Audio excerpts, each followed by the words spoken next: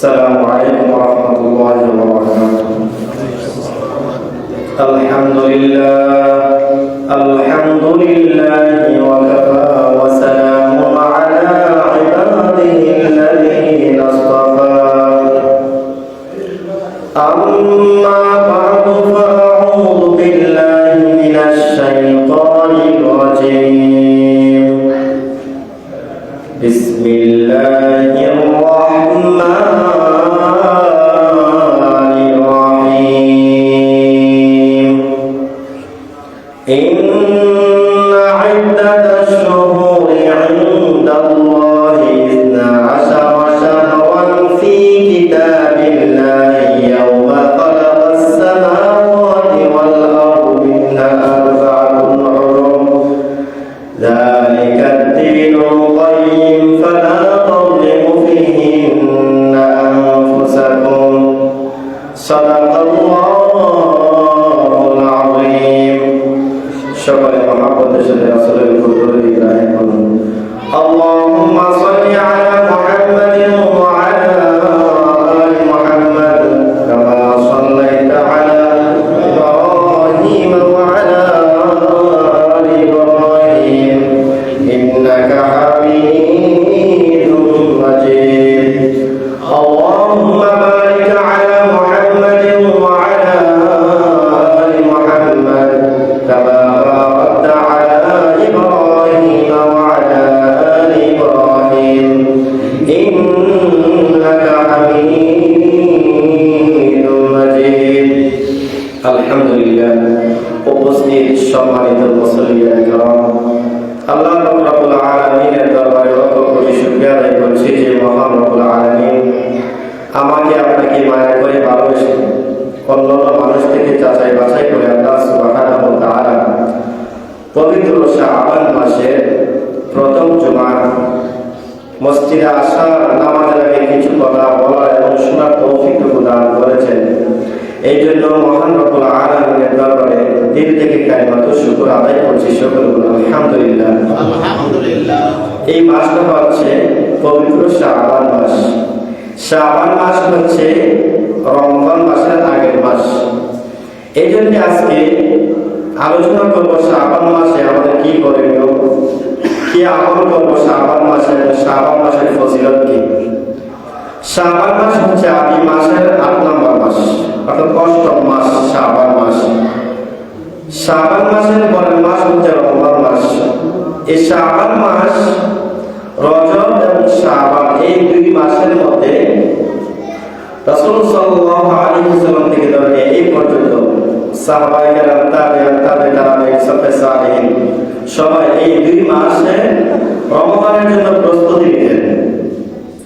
একটা কাজ যখন বেশি মহান গুরুত্বপূর্ণ হয়, এই কাজের প্রস্তুতি নিতে হয় খুব গুরুত্বপূর্ণভাবে। এই জন্য ঐতিহাসিকভাবে এই শাবান মাসের কিছু ইতিহাস ঘটনা রয়েছে। এই যে পবিত্র শাবান মাস, আমরা যে রোজা রাখি, এই রোজা ফরজ হয়েছিল পবিত্র শাবান মাসে। দ্বিতীয় হিজরির শাবান মাসে আল্লাহ তাআলা আমাদের উপর রোজা ফরজ করেছেন। ২ নম্বর হচ্ছে আল্লাহ তাআলা পবিত্র শাবান মাসে আমাদের কিবলা পরিবর্তন করা হয়েছে। আল্লাহর হাবিব সাল্লাল্লাহু আলাইহি ওয়াসাল্লাম যখন মক্কায় ছিলেন তখন বাইতুল্লাহ এবং মসজিদ আকসা, বাইতুল মাকদিস দিকে তাকিয়ে নামাজ পড়তেন। যখন আল্লাহর নবী সাল্লাল্লাহু আলাইহি ওয়াসাল্লাম হিজরত করে মদিনা চলে আসলেন তখন তো বাইতুল্লাহ এবং মসজিদ আকসা অনেক দূরে হয়ে গেল। তখন আল্লাহর নবী সাল্লাল্লাহু আলাইহি ওয়াসাল্লাম কারণ দুইটা দিকে, বাইতুল্লাহ হচ্ছে উত্তর দিকে, মসজিদ আকসা হচ্ছে দক্ষিণ দিকে। এখন রাসূলুল্লাহ সাল্লাল্লাহু আলাইহি ওয়াসাল্লাম মসজিদ আকসা দিকে সামনে দিকে নামাজ পড়লেন। এভাবে 16 থেকে 17 মাস এভাবে নামাজ পড়লেন মসজিদ আকসা দিকে। এর জন্য আমরা অনেক মুসলমান জানি না আমাদের প্রথম কিবলা ছিল মসজিদ আকসা। মসজিদ আকসা ছিল আমাদের প্রথম কিবলা। আল্লাহর হাবিব সাল্লাল্লাহু আলাইহি ওয়াসাল্লাম 16 থেকে 17 মাস নামাজ পড়ছেন মসজিদ আকসা থেকে। মসজিদ আকসাকে সামনে রেখে আর রাসূল সাল্লাল্লাহু আলাইহি ওয়াসাল্লামের মনে মনে আশা ছিল, তামান্না ছিল বাইতুল্লাহকে যেন সামনে রেখে নামাজ পড়ে, বলছে কিবলাটা যেন বাইতুল্লাহ হয়। আল্লাহ নবী সাল্লাল্লাহু আলাইহি ওয়াসাল্লাম শুধু আকাশের দিকে তাকাইতেছে, আকাশের দিকে শুধু তাকিয়ে থেকে আল্লাহ তাআলা ওই দৃশ্য থেকে আল্লাহ তাআলা কোরআনের আয়াত নাযিল করে দিয়েছেন, সুবহানাল্লাহ। কিবলা পরিবর্তন আয়াত আল্লাহ তাআলা নাযিল করে দিয়েছেন, সুবহানাল্লাহ। আল্লাহ তাআলা বলেন সূরা বাকারা 146 নম্বর আয়াতে, قد نرى تقلب وجهك وجهك في السماء فلنولينك قبلة ترضاها। আল্লাহ তাআলা বলেন قد نرى تقلب وجهك في السماء। আল্লাহ তাআলা রাসূলকে বলেন আপনি যে বারবার আকাশের দিকে তাকাইতেছেন, আমি তা দেখতেছি। فلنولينك قبلة ترضاها, আমি আপনাকে এমন কিবলা থেকে আপনার মুখ ফিরিয়ে দিব যা আপনি পছন্দ করেন, যা আপনি পছন্দ করেন। ফাওয়াল্লি ওয়াজহাকা শাতরাল মাসজিদিল হারাম। আল্লাহ রাসূল সাল্লাল্লাহু আলাইহি ওয়াসাল্লাম নামাজ পড়তেছেন, তখন আল্লাহ তাআলা নামাজের মধ্যে আল্লাহ তাআলা কুদরতিভাবে রাসূল সাল্লাল্লাহু আলাইহি ওয়াসাল্লামকে আদেশ দিলেন, আল্লাহ রাসূল সাল্লাল্লাহু আলাইহি ওয়াসাল্লাম বাইতুল্লাহ দিয়ে রুকু নামাজ পড়লেন এবং কিবলা পরিবর্তন হয়ে গেল। এইজন্য শাবান মাসে ঐতিহাসিক ঘটনার মধ্যে আরেকটা হচ্ছে বদরের যুদ্ধ শাবান মাসে হয়েছিল। বদরের যুদ্ধের পরে শাবান মাসে বদরের যুদ্ধ হয়েছে। এখন আমরা জানবো শাবান মাসের ফজিলত কি, শাবান মাস যে আসছে কি ফজিলত এই মাসে। এক নম্বর ফজিলত হচ্ছে এই শাবান মাসে বান্দার সারা বছর আমল আল্লাহ তাআলা শেষ করে। মানে আমরা সারা বছর যা কিছু করেছি এটা শাবান মাসে আল্লাহ তাআলা শেষ করা হয়, সুবহানাল্লাহ। এখন কয়েকটা ধাপে আমলগুলো আল্লাহ তাআলার কাছে পেশ করা হয়। এক নাম্বার হচ্ছে প্রতিদিনের আমল প্রতিদিন আল্লাহ তাআলার কাছে পেশ করা হয়। ফেরেশতা, অসংখ্য অগণিত ফেরেশতা রয়েছে যাদেরকে আমরা দেখি না, ফেরেশতাদের মাধ্যমে প্রতিদিনের আমল প্রতিদিন আল্লাহ তাআলার কাছে পেশ করতেছে। একদম ফেরেশতা আসতেছে, আরেকজন ফেরেশতা যাইতেছে। এই একদম ফেরেশতা আসার পর আরেকজন ফেরেশতা যখন যায় আসমানে উঠে, তখন আল্লাহ তাআলা জিজ্ঞাসা করে আমার বান্দাদেরকে কোন হালতে রেখে আসছো। তখন যদি ফেরেশতারা যখন আসে, তখন যদি আপনাকে নামাজে পায়, আবার যাওয়ার সময় যদি আপনি নামাজে, তখন আল্লাহ তাআলার কাছে আল্লাহ তাআলা যখন বলে তোমরা যে গেলা দুনিয়ার জমিনে আমার বান্দাদেরকে কোন অবস্থা থেকে এসেছে, তখন আল্লাহ তাআলা অবশ্যই জানেন, আল্লাহ তাআলা সবকিছু জানেন। তারপর আল্লাহ তাআলা ফেরেশতাদেরকে জিজ্ঞাসা করে, ফেরেশতারা বলে হে আল্লাহ, আমরা তো যাওয়ার সময় দেখেছি তার নামাজ পড়তেছে, আসার সময় দেখছি নামাজ পড়তেছে, সুবহানাল্লাহ। আমরা যেন ওই হালতে আমরা থাকি সবসময় নামাজের মধ্যে, সবসময় আমরা যদি 5 ওয়াক্ত নামাজ পড়ি, বিশেষ করে ফেরেশতা আপনার আসরের ফজরের সময় দুইজন ফেরেশতা একদল আসে আরেকদল যায়, একদল রাত্রে ডিউটি পালন করে আরেকদল দিনে।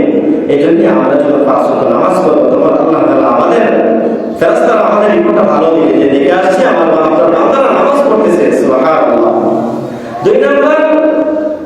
দুই নম্বর কাজ হচ্ছে প্রতি সপ্তাহে জুমার রাতে আল্লাহ তাআলার কাছে বান্দার আমল পেশ করা হয়।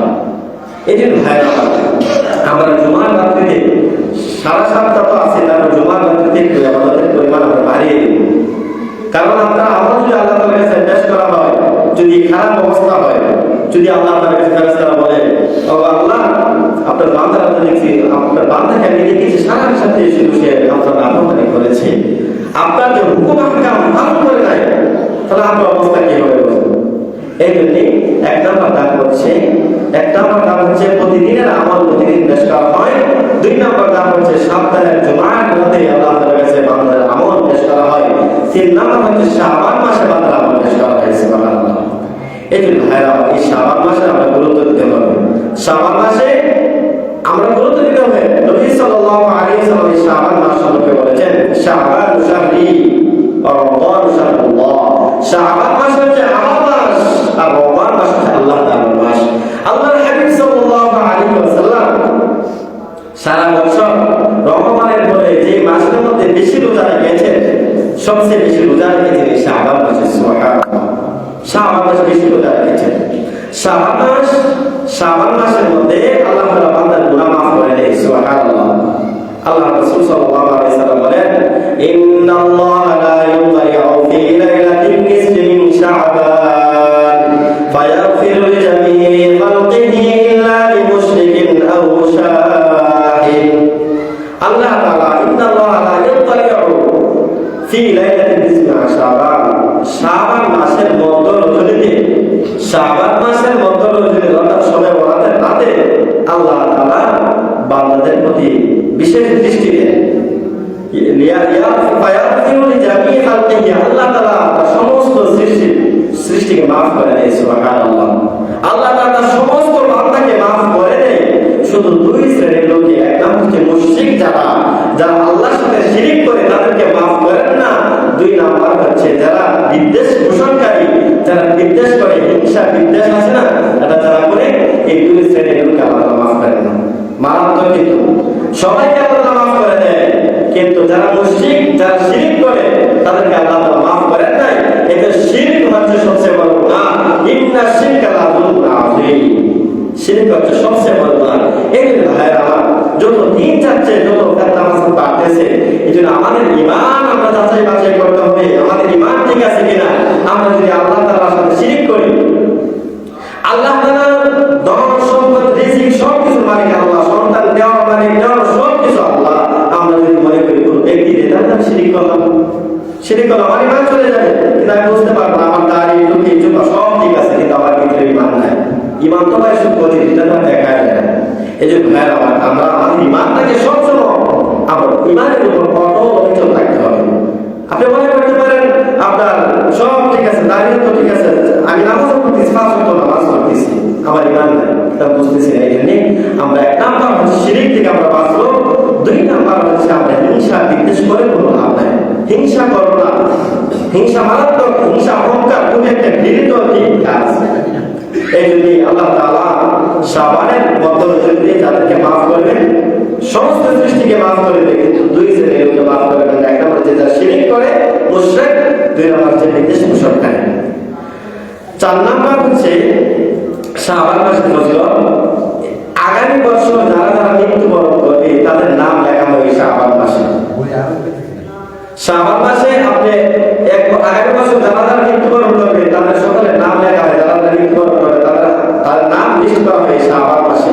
এই জন্য আল্লাহ তাআলার কাছে আমরা সবসময় দোয়া করবো, হে আল্লাহ আমাদেরকে নেক হায়াত দান করেন, নেক হায়াত দান করেন। আমরা তো অনেক সময় মনে করি যে দুনিয়ার টেনশন, দুনিয়ার চাইজামালায় পড়ে কষ্ট আসলে বলি না, যদি মরে যেতাম, আমরা বলি না এমন। মানে আপনার কষ্ট, সংসার থেকে আপনার চাপ আসতেছে, ফ্যামিলি থেকে চাপ আসতেছে, সন্তানরা কথা শুনে না, টেনশন আর টেনশন। তখন আপনি বলেন যদি মারা যেতাম ভালো হইতো। আপনি যে কথা বললেন মারা গেলে ভালো হইতো, আপনি কি আমল করেছেন, কি নিয়ে আল্লাহ তাআলার কাছে হাজির হবেন বলেন? আপনার নামাজ ঠিক আছে, নামাজ আল ইসলামের হুকুম আহকাম সম্পর্কে আপনি পরিপূর্ণ মানতেছেন, সব কিছু যদি আপনি মানা করে যদি আপনি যে আল্লাহর কাছে চলে যান, তাহলে আপনি আপনার আমল ভালো, আল্লাহ তাআলার সামনে ভালো নেকা মনে হাজির হতে পারবেন। আর আপনি যদি মনে করেন নামাজ নাই, কিচ্ছু ইসলামের হুকুম আহকাম মানলেন না, তাহলে আপনি মারা গেলে তো আপনার কবরের মধ্যে শাস্তি হবে। এই জন্য আল্লাহ তাআলার কাছে নেক হায়াত চাওয়া, নেক হায়াত চাইতে যদি যে মানুষটা 1 মাস আগে মারা গেছে আর আপনি যদি 1 মাস পরে মারা যান, 1 মাসের মধ্যে যদি আপনি আমল করেন, আমলের মাধ্যমে কিন্তু আপনি গুনাহ চেয়ে আগে যেতে পারবেন। এই জন্য আমরা এই কথা বলবো না তখন আমি যদি মারা যাইতাম আল্লাহ আমাকে নেয় না কেন, এই কথা বলবেন না। এই জন্য ভাইয়েরা আমার আল্লাহর কাছে বেশি করে দোয়া করবো। শাবান মাস আসলে আমরা কি আমল করবো? শাবান মাস আসলে সাল্লাল্লাহু আলাইহি বুজুর্গানে দিন বেশি করে কোরআন তেলাওয়াত করবেন। কোরআন তেলাওয়াত আমরা বেশি করে করবো। কোরআন আপনি পারেন না, চেষ্টা করেন ভাই। কোরআন যেটা কঠিন না, দুনিয়ার সবচেয়ে যত কিতাব আছে তার মধ্যে সবচেয়ে সহজ হচ্ছে কোরআন। কারণ আল্লাহ তাআলা যদি ইচ্ছা করতেন কোরআনকে কঠিন ভাষা নাযিল করতেন, কঠিন ভাবে নাযিল করতেন, কেউ কিন্তু করতে পারত না। কিন্তু দেখেন শত শত হাফেজ, লক্ষ লক্ষ হাফেজ, বাংলাদেশ সহ সারা বিশ্বে লক্ষ লক্ষ হাফেজ আছে। ছোট মানুষ লঙ্গিটা ভালো করে পড়তে পারে না, তাকে জিজ্ঞাসা করলে সে আল্লাহ হাফেজ, সুবহানাল্লাহ। কিন্তু আপনি দুনিয়ার যত বড় জ্ঞানী আছেন, যত বড় জ্ঞানী আছেন, বিশ্বের এক নম্বর জ্ঞানী যদি বলেন, আপনি যে কোনো একটা ইংরেজি বই, এত বড় একটা বই, এটা মুখস্থ করে শুরু থেকে শেষ পর্যন্ত শোনাও, পারবে কি? কেউ পারবে না। আল্লাহ তাআলা কোরআনের এক কিতাব, যে কিতাবের মধ্যে কোনো ভুল নাই। আল্লাহ তাআলা কোরআনের কারিমে শুরুতেই সূরা বাকারা শুনতে বলেছেন, যালিকাল কিতাবু লা রাইবা ফীহ। এটা এমন একটি কিতাব যাতে কোনো সন্দেহ নাই। সুবহানাল্লাহ।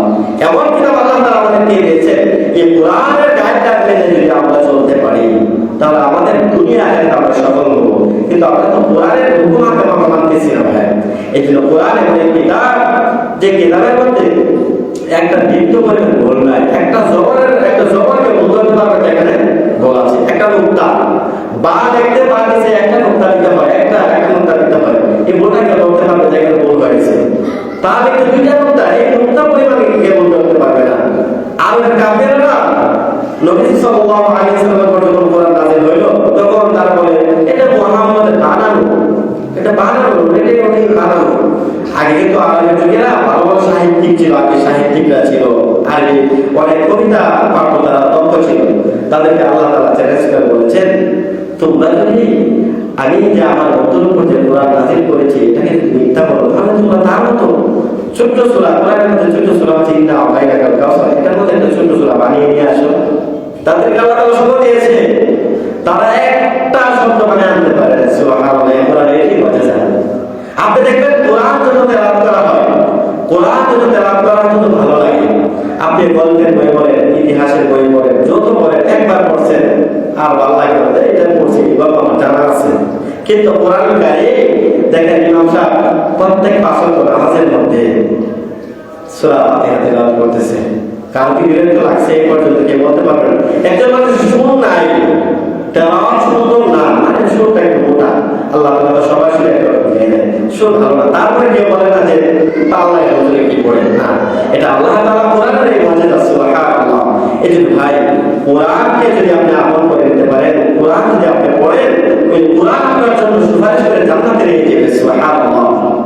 কাল কিয়ামতের মাঠে কোরআন এবং রোজা আপনার জন্য সুপারিশ করবে। কোরআন আল্লাহকে বলবে, হে আল্লাহ, আমাকে তেলাওয়াত করার কারণে সে ঘুমায় নাই, আর রোজা বলবে, হে আল্লাহ, আমাকে সে রাখার কারণে, রোজা রাখার কারণে সে দিনের বেলা খাবার দাবার সব কিছু বাদ দিয়েছে। তাহলে কি করবে? জান্নাতে নেওয়ার জন্য কোরআনও সুপারিশ করবে বান্দার জন্য, রোজাও সুপারিশ করবে, সুবহানাল্লাহ। তাহলে ভাই আমরা কোরআন থেকে শিখব। যারা আমার বয়স হয়ে গেছে আমরা ইচ্ছা করলে আমরা শিখতে পারবো, কারণ কোরআন এত কঠিন না। আপনি যদি দুনিয়ার লাইনে যদি আপনাকে বলা হয় যে আপনি যদি এই 10 পৃষ্ঠার একটি বই আপনাকে দেওয়া হলো, সেই বইটা যদি আপনি পারেন সুন্দরভাবে রিডিং করতে পারেন, তাহলে আপনার জন্য 1 লক্ষ টাকা পুরস্কার দেওয়া হবে। তাহলে দেখবেন সবাই পারবে।